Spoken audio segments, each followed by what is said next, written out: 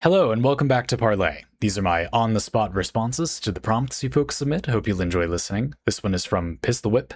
It's what I can only describe to you as a Transformers dating scene. Here it is. The comic panel is on screen. I'll explain it for the audio-only viewers. We have two Transformers. You know Transformers like Optimus Prime. Look, I don't know anything else about Transformers. Anyway, to humanoid mode, you know what I mean. Again, anyway, I don't know, humanoid mode Transformers at what I can only describe as a diner, except obviously it would need to be larger to fit Transformers mostly. Anyway, and we have two of them. So we have Pipes. Pipes of Helix is their full title, I believe. Pipes is a teal Transformer with a beverage glass of fuel. I don't know. And then Drift, who is a silverish Transformer with a pointed head. So they're both in humanoid form, sitting at a diner. It's basically a scene of two people sitting at a diner talking about their, relationship preferences, but they're Transformers. Okay, this is all the context you really need. Drift says, so does Pipes of Helix have a type? Pipes says, triple changers. Same height as me, ideally. Aquatic alt mode. Minimal kibble? Big chest plate. I'm thinking more personality, character, temperament, Drift says. Pipes replies, yeah, they're all good too. And Drift responds, well, there's a bomb disposal expert on board who's about your build. I could introduce you. And Pipes says, you're a good friend, Drift. If you were half as big and turned into a boat, I'd probably have a massive crush on you. End scene. A delightful piece of prose inside of this Transformers comic. I suppose I should briefly mention in the 21st century that in no way do we know that this is a real Transformers comic. Well, I mean, PistilWhip probably knows, but the rest of us probably mostly don't. I bet a few of you statistically do know. It is no reason this couldn't have been edited, but it doesn't matter for this parlay. I just thought that was kind of funny. I would assume that this is how it is. I don't know. I think it's a pretty amusing comic. We have this way to do the thing where we imagine what the preferences or like equivalents to human attractiveness qualities would be for Transformers. So Pipe says triple changers. Heat exchangers? Are they heat exchangers? Is this like having a big ass? Like they can their engine has a lot of ability to look. I don't know that much about engineering vehicles either. These are some of the subjects I know the least about, and this is a big thing in Parley, right? It is my on-the-spot responses, but I do have a cursory understanding of a lot of topics, which helps, even though it's not what Parley's about. I don't have a cursory understanding of these topics, so okay. Anyway, I don't know. I think it's like having a big ass. You can process a lot of heat, if you like. Why do we like people who have prominent hips, if you like? It's because they're good in the sack. I mean, it's because we imagine they would be good in bed or able to bear a child well or whatever insane, survivalist instinct got adapted into humans. I don't really know. It's weird if you think about it for any amount of time. Why do we even... Humans look crazy. Like, why do people think humans are attractive? We look insane. Anyway, whatever. But maybe it's like that. I don't know. Same height as me, ideally. Yeah, lots of people care about this. I don't, and have delighted in having partners that are taller, though that's a little hard. I am 6 foot, but the same height or a little taller than me, or shorter, which a lot of people, statistically, most humans are, but go figure. That's a common thing in human dating culture. We'll definitely get back to that later. You're starting to get this idea that Pipes is sounding kind of shallow on the surface. That is something we'll unpack. Minimal kibble. Now, I don't say this lightly, but you heard when I was reading out the transcript. I don't say this lightly. This is really saying something coming from me. I actually don't want to know what that means right now, so we're just going to move on. That sounds sort of upsetting to me. I do not like the phrase minimal kibble for some reason, so we're just going to put that aside for now. It doesn't seem that relevant to the parlay. Big chest plate, ... Boobs? Is it or abs? Depending on your preferences. I mean, they're Transformers, so neither, but anyway, abs or boobs, I would think. They have a nice body, okay? That's the idea, I think. Okay, and then an important detail for this parlay, Drift adds in, I was thinking more personality, character, temperament, what kind of person do you like, not what appearance of person do you like? And Pipes replies, yeah, they're all good too. The idea being like having a personality, having character and temperament, these are off the shelf qualities that we're all on the same page about, and it's certainly good for people to have them. Single, united things, a personality, that's like one thing to Pipes, is how they're making it sound. This would be a pretty shallow stance to take if you earnestly took it, but one thing I'm going to be doing in this parlay is surprisingly defending that perspective a little. Anyway. And when Drift says, oh, there's a bomb disposal expert, a bombshell, right? Like a very outwardly attractive. I thought that was kind of clever. Anyway, a bomb disposal expert. There's a bombshell on board that sort of fits all those shallow physical criteria you just said. I could introduce you. And then Pipe says something interesting, which is, your good friend Drift, if you were half as big and turned into a boat, call back to the aquatic mode. I don't know why Pipes wants that. There's probably an innuendo there I'm missing. But if you had these physical outward qualities that are what I'm looking for, because of your personality, I would have a massive crush on you. Interesting. So do you see what's going on? It's a really interesting thing that happens when you use showing and telling together. You have the option to use the gap between what people say and what they do to demonstrate something about someone. Now here, obviously nominally Pipes is saying both things. So you might pedantically say it's telling and telling, but I don't think it is. I think that we see that Pipes, when directly asked, reports a bunch of specific qualities that they consider to be the things they like. But when it gets into conversation, pretty clearly expresses that they care a lot about Drift as a person, and that's why they would be interested in them. They just care about the other qualities as well. At least that's, I think, a reasonable interpretation. In this parlay, because there's I don't have to do anything specific, so I can just do whatever I want. I'm mad with power. I'm, surprisingly to myself a little bit, going to defend Pipes for a little bit.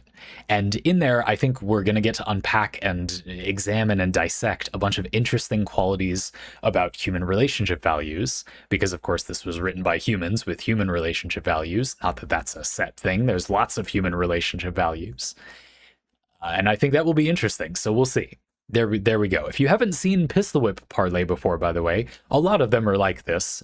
So I do have it on some authority. I might not feel quite as comfortable doing an entire diatribe about that if this was like an unknown new viewer parlay. I'd probably be more likely to take the approach of doing a variety pack where I discuss like 3 or 4 ways of approaching the topic small, because it's so open-ended, or I actually don't think this is that open-ended, but anyway. But I think I have the more, I hope, interesting thing to say about this. Okay. A little overview, because this is a complicated subject. A lot of people think about relationships a lot, but think about them as being one thing a lot. There's this perception that relationships are a sort of off-the-shelf thing, and we all know what that stuff is. This is a very unhelpful perspective to have. If I'm going to be preachy at all in this parlay, you want advice? That's not really what this is about, but this would be my thing. I just think people assume way too much in relationships. A really easy way to ruin a good, potentially good relationship is to assume that everything is fine without you saying it. If bringing up a subject in your relationship damages your relationship, you are not in a good relationship. Okay. So that wasn't too bad, right? It was like a band-aid. There's no more, we're just going to explore relationships. We're not going to be preachy. I feel like I can be, I think this, you ought to think this in parlay, and I don't intend to. I honestly don't. It's an easier way to describe a lot of topics, so I'm going to try to present it the way I actually think of it instead of that way, which is going to be harder. What is my shtick here? Well, basically, like I was pointing out before, there is, I think, a disconnect between the way that Pipes describes their preferences when asked and the way that they act about their preferences and interests when in conversation more casually. Again, it's a short comic and conversation, and I know nothing else about these characters or Transformers at all. In fact, probably I learned more about Transformers in this comic than I already knew. So, take that for what it's worth. But just to say, I think it's reasonable to interpret this as Pipes is not maybe that shallow. This is a matter of the way you describe these things. In general, I think it is useful to decouple the idea that somebody reporting a shallow preference means they have a shallow preference or that they experience a shallow preference. I'll say again, I think there's a meaningful, useful disconnect between what people say is their preference and what their actual experienced preference is. Another way to word this is, I think people are way too quick to assume that when someone says something is like that's what they like or that's what they want, that they actually know in any verifiable way that that is actually what they feel. They usually don't. It's very hard to do that. I would say to an extent, you could even turn around and have a whole parlay about when does it make sense to stop investigating whether we have identified our actual feelings rather than just what it kind of seems like is there. And I don't have a good answer for that. So fortunately, we don't have to do that in this parlay because it's not directly relevant, but you get the idea. I think that people are very quick to assume that if somebody confidently claims some preference, they actually have that preference, and they don't a lot of the time, at least according to me. Or they don't have that preference in a permanent way. Most people, after all, have no real point of comparison for a lot of these things, unfortunately. This is probably the biggest thing I would change if I could. I think that especially the culture of not ever dating for any reason other than to be in a long-term committed relationship, which not everybody does, but that is too common, means that most people have no real experience trying a relationship that works a different way. Ironically, trying everything seriously right from the get-go often means that people don't have any real experience trying things in different ways. And it seems like it would be better to take every relationship seriously to learn more about what you and the other person enjoy. But I don't think that that actually is that way in practice. You probably just want a large quantity of experience with people, and then it should be easier to figure out what would be a good quality experience. In fact, I don't think it's bad advice to say, just entirely abandon the idea of dating, but keep the idea of romance in mind. And then if you get really close to somebody and you think you might like them more than being in the position of a friend, those are the people to pursue a relationship with. But it simply isn't effective to pursue relationships right from the get-go. That just isn't a good strategy ever, according to me anyway. It's not that it's that bad. It's an inferior strategy. Maybe I should say that way. I don't know how good or bad any of it. All dating strategies are bad, but go figure. So what's the deal? I'm saying that Pipes is demonstrating deeper values than they espouse. They say they care about all these things, and yeah, they say that they don't like drift unless they're half as big and turn into a boat or whatever. But, okay, so let's say that humans could turn into one set animal, like a Komodo dragon, or you can also have a dragonfly, or you can also have a tuna. And those are the three options. And my type is tuna. Okay, those three animals are so drastically different that to say you want one over the other seems sensible. But they're also so drastically different that it's not entirely clear how you would even work out a relationship with the others. Can you imagine being in a relationship with someone who could turn into a Komodo dragon? Go on, imagine it. You can't stop me. I'm mad with power. I can do whatever I want in this parlay. I can just say that. Imagine dating the giant tuna shape-shifting human. I'm mad with power, but then a dragonfly. It's so different that you really can't even imagine the other one. Now, a critical moment happens. I believe at that stage, obviously this is a ridiculous example, but what I mean is different forms of relationships, how meaningfully different people would actually be in a relationship. Okay, at the stage where you look at, you can date someone who turns into a Komodo dragon, a tuna, or a dragonfly. Some of you, and some humans in real life, initially have this reaction where, because it's so hard to imagine, one of the other ones. You know, okay, a Komodo dragon, but a dragonfly, it just seems impossible, maybe. I don't know. Which one do you think? Let me know in the no. You will do this thing. A lot of people do this thing where they allied to saying, I must not like that. But remember what happened. You're saying that you don't know at all if you like that. A lot of people would be saying, well, I just can't imagine it. So that's the same as I don't like it. But of course it isn't. I mean, there's a huge difference. It could very well be that that is the thing you want, but a lot of people have a tendency to overlook it. So what I'm saying here is that I think a lot of people clearly espouse these preferences for a variety of reasons, even though they're not real, basically. And one of the reasons is that it's just inconceivable to think about being with somebody different. It's not that one couldn't enjoy that. It's just that from one's current perspective, you wouldn't even know where to start, is really more the thing. And that people have a tendency to assume those are the same thing, basically. I think it's very helpful to assume this is not the case, that things you don't currently like are inherently likable. You could like them, you just don't from your current perspective. And I think people generally don't think about it this way. Part 2, people often represent a specific thing they like as a social posturing gesture. You hanging out with the guys, stereotypically, in my cultural context, male hangouts are often unfathomably shallow, unfortunately. They don't have to be, but a lot of the time they are. That's unfortunate. Because I would love to be a part of some meaningful male social circle, but I basically just can't because they're insufferable. If you are asked what you like in a relationship and you don't say big boobs and a nice ass, you will be laughed and emasculated. Laughed at, anyway, made fun of.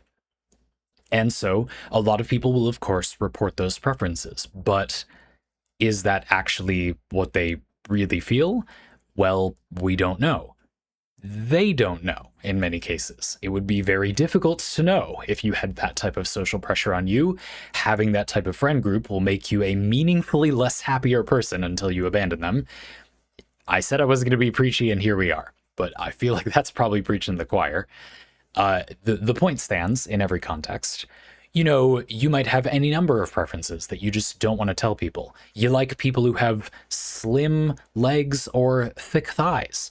I don't see why that would be a problem, but go figure. I don't know, you can imagine from there. I'm just spitballing. You like people who have pretty feet.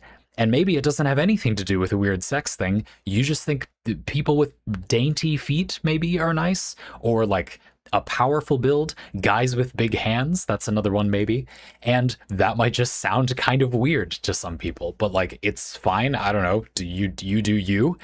In my opinion, this is my house. You can have whatever preferences you want, okay? But I'm just saying, you see my point. Lots of people will not immediately say like exactly how they feel. And so having a disconnect between what they report and then what they actually pursue is expected. Now, again, the key thesis of this part of the parlay is that I believe most people do a thing at that moment, logically, where they just kind of can't. Every single person is always not saying their actual preference every single time they say what they like. That just seems inconceivable. And so people have a tendency to say that must not be true. But there's no actual evidence that that isn't the case. People are just saying that that would be a big claim. But there's no evidence to the contrary either. So anyway, that you take it or leave it. But I'm just saying that's it. It's not an incumbent position any more than assuming people do somehow inexplicably know exactly what they like, despite lacking the experience needed to know that. That's a bigger claim than saying they just don't know what they like, because how? Of course they don't. Like, you can't, because you can't know. Okay. Step 3, that it is an intrinsic quality emblazoned on your soul that says you like these things. So basically the idea of this point is that people have a feeling that they're immutable, but they're obviously not. people change over time, and people are very quick to admit that they change over time when they have a preference that other people say doesn't square with what they've heard in the past. If you are dating someone happily and one of your friends says, hey, well, they don't have like big boobs or whatever, like they're not your type, people will be very quick in this situation to say, oh, like people change, like I understood differently. Of course you did. Yes, correct. Which is why it didn't make any sense to assume any of that stuff before. You, of course, don't know that you specifically like, a big ass and boobs or whatever, over all these other things, because having the experience to be able to say that and actually know it is almost physically impossible. And so there's no hate. I'm not saying people are like lying or whatever. It isn't possible to know that for sure. And it isn't really possible for you to be some sort of unchanging simulacra either. I don't see that as a hot take. PistilWhip, you have at times, maybe I don't want to blame you specifically, but I feel like people have often had this perspective that you want a hotter take out of me. I'm just going to tell you what I actually think. Maybe this is among the hotter takes to outside society that I have. But basically what we're leading up to is, yeah, not only do people not really know their relationship preferences, it's nearly impossible to do that. But also, I would argue, people kind of report the entirely wrong category. Part 2 of the parlay. This is a demisexuality section. Okay, so this term was introduced to me as you aren't attracted sexually to people until you are attracted intellectually to people. Ask me how I know. A very close friend and previous partner, of mine, that we're very close, and this is something we've talked about before. I'm not ambushing her with this. She knows I think this. This was presented to me as this idea that some people, this person, she says, don't feel physically attracted to other people until they meaningfully feel intellectually attracted to them. And I think that, having known this person very well, that is certainly the case. What I'm claiming here is actually sort of the reverse. I don't really like terms like demisexual, because I feel that they take a nuance and they say this is a physical, specific, defined, not gray area quality that I have and other people don't. So my response is, no, that's not the case. It's not that demisexuality doesn't exist. It's that everybody feels that way. That sounds preposterous. We just got finished talking, although we did just get finished qualifying, but anyway, talking about how many people report at least an interest in those physical qualities before they know the person. So what gives? Doesn't that just immediately, clearly, obviously disprove the idea that everybody precludes attractiveness to somebody before they know them well? I understand that sounds like it's not true. Let me try to explain why I think it is. I think it's a matter of degree. I think that this is one of those cases where, yeah, some people care way more about this or that quality, and some people care so much more that it looks like something different is happening. But if you really focus on exactly what's happening and get the play-by-play of somebody seeing someone and finding them attractive, I want to demonstrate to you that it actually is because they at least think they know the person really well, that they would significantly care. So let's get something out of the way. You might think that something like catcalling sort of disproves this idea, but I don't think that it does. I think that these people simply don't actually care that much. You don't have to be able to say that people can't register others as attractive before they're interested in them. They obviously can, and this friend, a previous partner of mine, who says that they're demisexual, absolutely does do this as well. That's what they say anyway. They say that they certainly see the person as being objectively, if you will, not really, but that's what this person says, objectively attractive. But they basically just don't care at all and don't feel a lust, I guess, if they're attracted to the person until they have this intellectual thing. So going back to the catcalling example, well, the simple explanation is that yeah, right. So they just don't care that much. They can register the person as attractive, but why does somebody saying, "Hey, wanna come home with me" or whatever? Why do people then jump to assuming that means the person deeply cares about this other person? They just don't. So the explanation there is yeah, that doesn't seem very demisexual, but they just care very little about the other person, and so yeah, they're not that attracted. You don't have to be that attracted to someone to be interested in having an orgasm around or with them. That just it you can enjoy that, and like that's fine as long as you're both consenting adults, by the way. Uh, okay. But that doesn't magically mean that there is some volume of attractiveness there. I think that because a lot of people are so physical relationship oriented, like probably those of you who are not interested in a physical relationship right now are nodding your heads. Like, yeah, that just isn't that deep. But a lot of people think of it as, well, if you go all the way to having sex, you must have cared about them a lot, right? Why? No, not necessarily.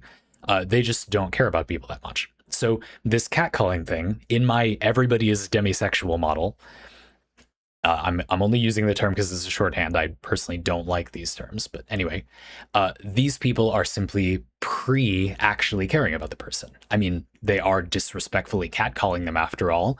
Doesn't seem like they care that much about the person. Anyway, okay, and then let's talk about people that are shooting the breeze in the diner. Does Pipes care deeply about the person? Pipes doesn't seem demisexual here. The thing that gates me being interested, even if I like you as a person, which I do care about, is whether you're half as big and turn into a boat. So seems pretty clear cut, right? Pipes is saying very clearly, nope, that is the thing that if it's a deal breaker. Sure. I want to put a pin in this partly because there's a topic in here that is why not both that we've kind of tackled a little bit, but maybe we'll get back to later. But the main point I want to draw your attention to is that, again, it's this idea from part one. That's why I did that first. There's no good reason to assume that just because Pipes reports that they like all these physical qualities means that that is what they actually value the most. There just isn't any reason to assume that that's the case.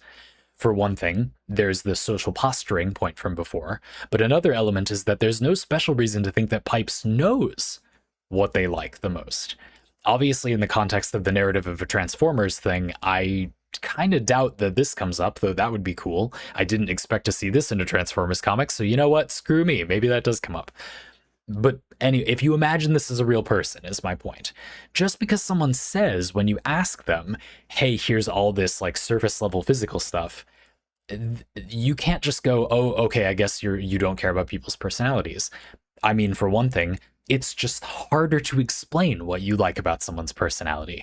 I could easily describe to you qualities I like about my partner, who I like very, very much, and I'm having an amazing time with, and understand in a way I've never understood anyone. And also know I don't understand in a way I've not known I didn't understand anyone, which is delightful in its own way. But I would struggle more to explain the obvious and many varied intellectual qualities I like about my partner, simply because they are harder to explain. Not because I don't know them necessarily, though that could be why. You could just not know those things.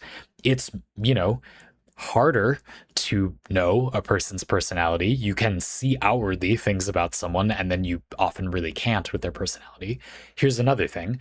A lot of the time people assume, or even you kind of can tell some things about someone's personality from what they look like. It's not entirely unfair to say that you may be describing physical qualities, but actually meaning personality traits to an extent. I don't really know. It doesn't really apply that much to this comic, but I mean, we could look at something like, I was confused by why does Pipes want them to be a boat? That's so strange. Great. I don't see what the appeal is, but I like boats, whatever. I heard, I heard I'm a fan of boats. Anyway, a preference. Okay, so what if it's a preference for like boating or fishing? You see what I mean? It could be that I like athletic people. Okay, maybe you like the outdoor sports and you want someone who wants adventure, and you describe it as you want them to have this physical appearance. But there may be many people in the world who describe it that way, not fully realizing that they're of course attracted to people like that because it indicates that they're capable of doing things with the person that they enjoy doing. And it just seems more obvious to assume that the thing they like is that they look that way because they're athletic, when in reality, they themselves may care more about the intellectual consequences of that quality. liking outward qualities of someone doesn't mean that you don't care about their personality. Sometimes I think that is caring about their personality. And a lot of the time, I think it's also just that people don't know how to explain, or I've especially experienced this in the very shallow male groups that I've had the misfortune of being part of. A lot of people just don't feel safe explaining that they like these hoity-toity, girly things. The toxic masculinity perspective that exists in the culture that I'm unfortunately a part of is such that liking anything good is emasculating and bad, basically. If it isn't unpleasant, it's bad. If the beer has any opinion about its flavor, that's girly now, even though it's still beer. You have to drink beer that tastes like nothing, because otherwise it tastes like something, and that means you have emotions, which means that your penis will spontaneously fall off. There are unfortunately enormous legions of people that act like this. Fortunately, there's enormous legions of people that don't. But anyway, I think it's not to be underestimated. Fact aside, that personally, I think you can also see the opposite phenomenon. I've had the good fortune to be with lots of people who say, ooh, I care about these personality qualities. It would be very quick to assume that that means they really do primarily care about those things, instead of just trying to look good, and they actually like, a guy who has a nice ass or whatever. And by the way, again, fine. I'm just making the point that it is not at all a safe or a sensible assumption to assume that just because people say that, that means that really is how they are. They probably just don't know, or have some ulterior motive, or are representing a value in a way that isn't the most straightforward way to hear what they said, etc. There's many explanations, and all of them make more sense than people magically don't care if they like people they spend all their time with. I think that people do care about the personality of people they spend all their time with. Of course, it's not really a part of the topic of this parlay, but another thing to quickly chime in is that it's the experience thing again. Just because people seem not to value those things, even if they're in a relationship, doesn't mean that they're like right to not value those things. It doesn't mean that the way they're living their life is the best way it could be. People have this very common assumption that things are the best they could be. It's very useful to assume the opposite. Things are about as bad as they could be, and improving them is nearly guaranteed to be beneficial. If you try to make things better, you almost always will make some progress, because most things are about as bad as they could reasonably be, because people haven't intervened yet. I don't know.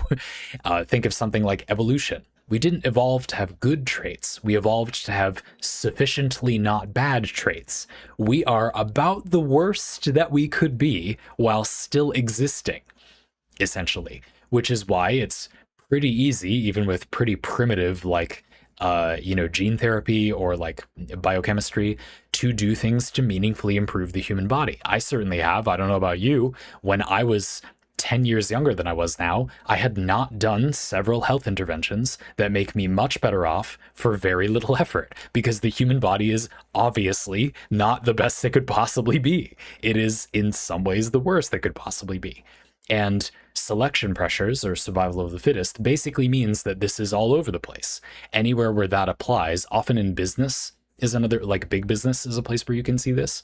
The business is being run about as inefficiently as it could be while still making money, because of course it is. You can run businesses more efficiently, but if it's a larger business, the lowest common denominator gets closer and closer, because that is a competition pressure that is on the business. So it would be wrong to say, oh, Burger King tastes this way or isn't as good. I actually think some Burger King items are pretty impressive, but anyway, I just think food culture in current humanity is getting crazy. That's probably all that's going on. Food is kind of insane. A lot of places you go get it now. Anyway, it's easy to say, oh, it has to be that way because that's the only way to make it cheap enough. Absolutely not. They certainly could make it better for that price. It would just have other operational trade-offs, and there would be ways to trade off with those trade-offs.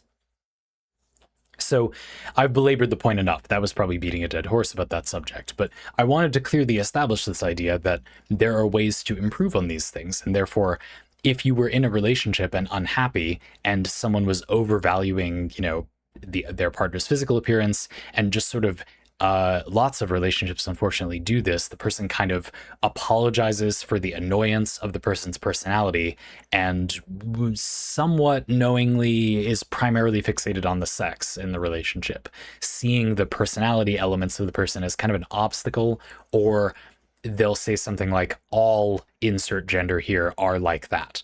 And so what they're arguing is that personality isn't useful because everybody in the gender identity of the person that they're dating is that way. So personality isn't something they could have optimized, but they're just wrong that that's true. There's no reason to assume that they're like, why would they be magically correct that that was the case? Did they make a genie wish and gain omniscience? They know everything in the world and now they are the single authority on the subject? Obviously not. Like, they're just incorrect that that is true, but they don't know, fine. So go figure.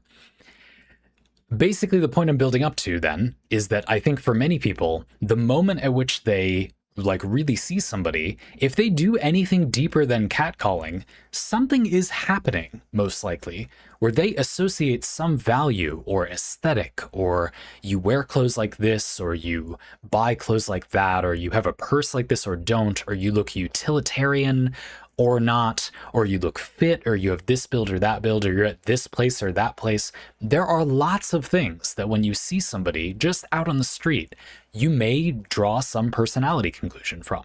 You might want to not do that and not make that assumption. It might be advantageous to stop doing that, but that's not important for this point. I'm just making the point that this is a thing that does happen when people see people. Because that's all that's required for everybody to be demisexual, is that when they meaningfully interact with other people and care about them, even if they don't report this to be the case, there was some kind of prerequisite understanding of or assumption of the person's personality. There almost always is, according to me.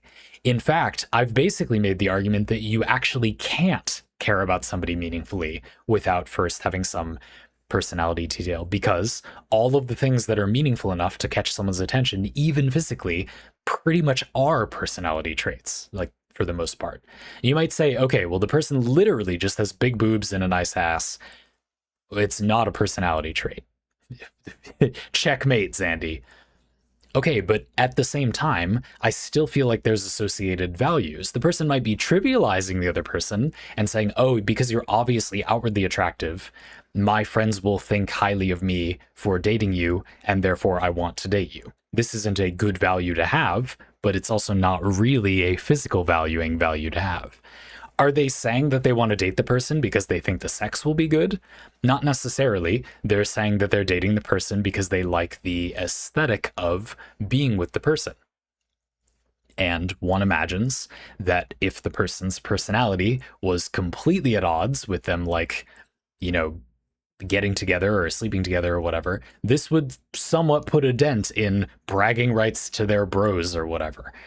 Again, I'm sorry for bringing up the toxic male dating culture that I've unfortunately been exposed to a lot. It's not my fault that besides my own, that is the dating culture I've been exposed to. I wish it were not so. And lots of people aren't like, I'm well aware that it's not actually that common, especially nowadays, thankfully. But unfortunately, it's still decently common. So, I don't know. I think that is not the same as being just physically attracted to the person. Whether you consider that to be the same phenomenon as this, maybe higher order demisexuality, where you are literally just completely disinterested in everybody sexually, unless you know them really well. Potato, in my opinion. I think that if you go far enough from the starting point that everybody has, where they're just saying, oh, this person looks hot, so I like them, but deep down, maybe they care about some other stuff, they would find that they value people just the same way. The only reason I would report that I feel this way, don't care that much about some random, a wild, attractive person appeared, is simply perspective. I used to care about that a lot, and now I care less, directly proportional to how many of those people I've been exposed to and how many deeper relationships I've had. And everybody else would experience the same thing if they went through the same experience. That's how a causal universe works. You would absolutely feel like it just doesn't matter that much if people are attractive, provided more experience. And you can see this in our culture. People tend to kind of calm down or get bored, or they might report that it's because they're saying, well, that's no way to start a family or whatever.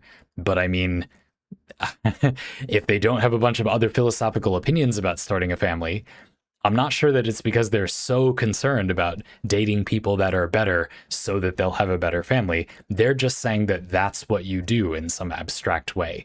Yet what they're showing is that they start caring more about people's personalities. It's almost like people only really ever care about people with interesting personalities. Anyway, so that's my argument. There it is.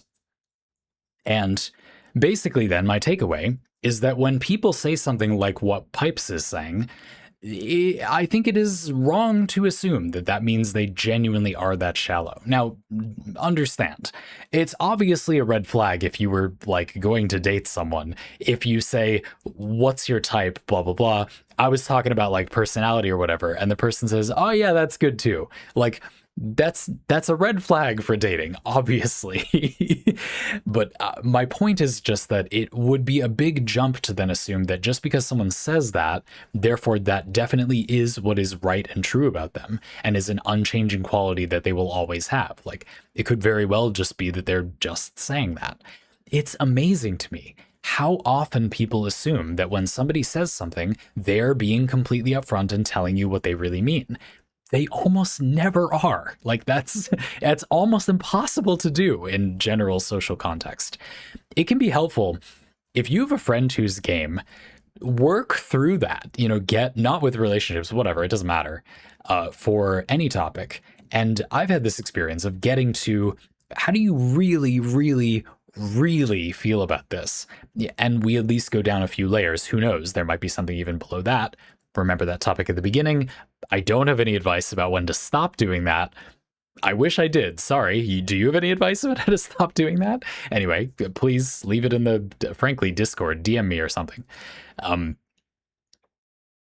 But there's a lot under there. It's not very similar to what the person is like on the outside. When they say things and other people understand them, this is really has nothing to do at all with what they actually feel. For many people, it's shockingly unrelated too. It's not just, in this example, it's like, yeah, Pipes values that stuff, but just may care a little bit more about people's personal integrity than they let on. Like, okay, but for many people, it's like completely different. Like, you would get the exact opposite wrong idea about them from listening to what they say, which is sort of a crazy thing to say out loud, but I think you'll find this is absolutely almost universally true. It's not impossible to reach better understanding, but that's not remotely where we start. And I also think that people have a tendency to assume, again, that because it seems incomprehensibly large of a problem to acknowledge that nobody understands each other, therefore that means it's not true. But that isn't proof of it not being true. And that's all I'm going to leave there. It's fascinating to me because I had the, I think, pretty unique experience of consensually dating a large number of people at the same time. At the most people, it was 5 concurrent relationships, and that is too many, I'm going to report. It's not good to talk about the number of relationships that way, in my opinion. Not a way of thinking of it I would support, but I do think that there is a sort of objective limit, and it's a very low number.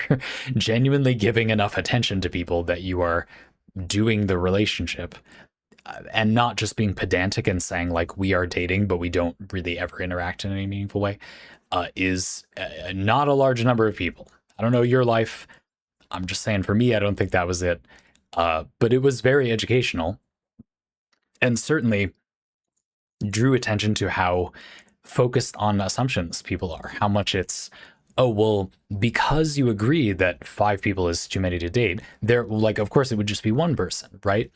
Well, the boundary between a relationship and like a close friend could be meaningless without it making sense to date multiple people. I think that's true for almost everybody, I think.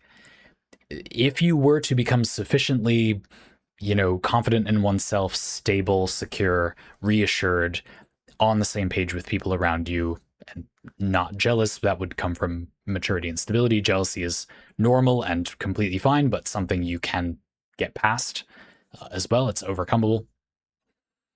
You could date multiple people. That would remove all of the problems with dating multiple people that are practical. You know, people will say, like, what about raising a family? Well, the problem is with raising a family, not with the multiple partners. What about things like STDs? The problem is with testing, communication, and protection, not with multiple partners. Okay, so putting all those aside, that can be true. It can be that there's nothing in the way of doing that without it actually being a good idea to do that, which is, I think, what is the case. For almost everybody, it's not a good idea to date multiple people, but it would be very beneficial to get to the point where there was nothing in the way of that, because those are all things that are problems for all relationships.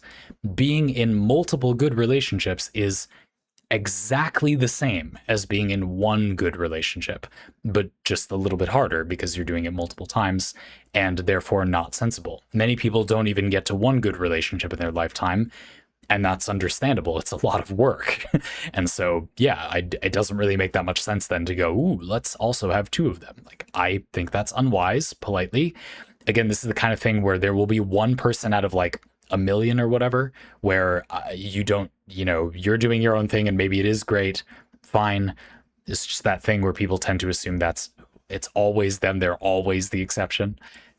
As someone who literally was the exception, I'm telling you, no. Like, even for me, for everybody, that isn't a good idea for a long time. But maybe eventually, if by happenstance that happened and you had all cleared all this prerequisite, like, good relationship homework, there would be no problem with being with multiple people. It's just unbelievably unlikely that circumstances will align such as to do that. You could, and I have tried my whole life, well, not anymore really, but, you know, in the past, you could try with a lot of energy behind it and you would probably still fail.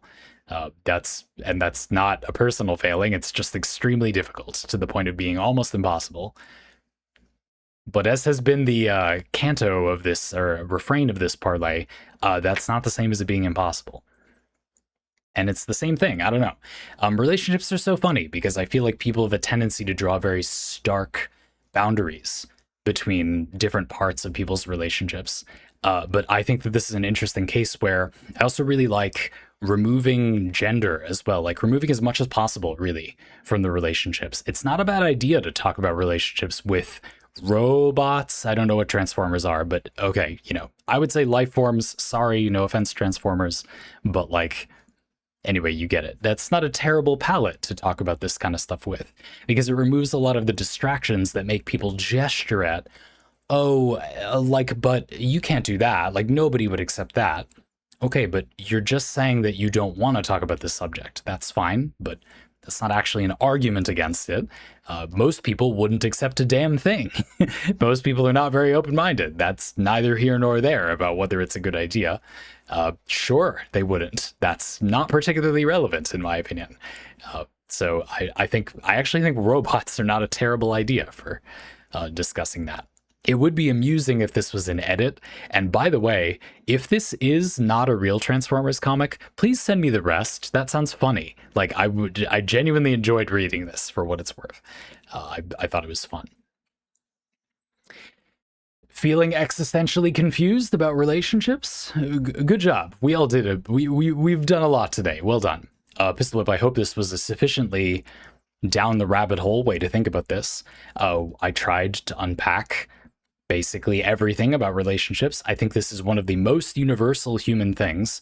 Not everybody, but a very large number of people are pursuing relationships in some form. Maybe not sexually, maybe not romantically either, maybe not relationships at all, but a lot of people are. And so I think it's a shame. I think relationships are probably the most widespread human thing that is the least optimized with the most hanging fruit. You could make your life the most better for the least effort with relationships, I think, for most people. And not at all just all of this applies to friends, because it's not different, according to me. That's all the same.